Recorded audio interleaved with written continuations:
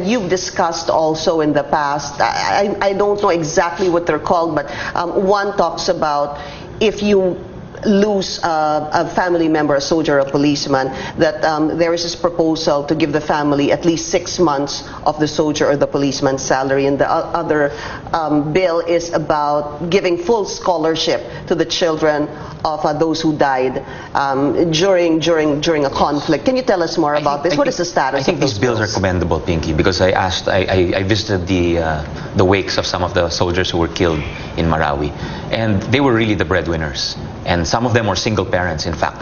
Like one of the soldiers, his father was a soldier and had no money, had not left anything behind.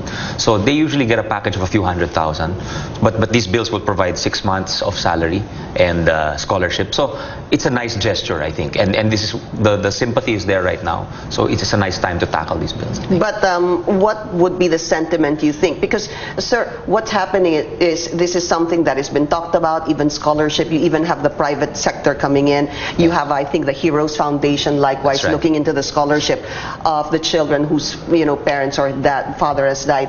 Is this something you think that will see the light of day soon? I think so. I think when we meet, if it's taken up, it depends on the committee, of course. The committees that it's referred to, whether it's civil service or finance, it will depend on the chairman there. The committees in the Senate are very chairman-driven. But I think the public sympathy is there. And I acknowledge what you've said. The private sector does a fantastic job in stepping up and helping these dependents. So maybe it's time for the government to also step up. What about intel? Was there a failure in intelligence? That's why this happened in Marawi. I don't want to comment on something like that, Pinky, because it might, I don't want to say anything demoralizing to our armed forces right now because they're in the middle of a battle. But there'll be a time to analyze, to do a post-mortem on that. And, but not now. And perhaps we have to look at how we share intelligence when there's a turnover of an administration, when there are new officials. From what I'm hearing, some agencies, some people tend to be very protective of their intelligence. Maybe we have to look at how we deal with that going forward.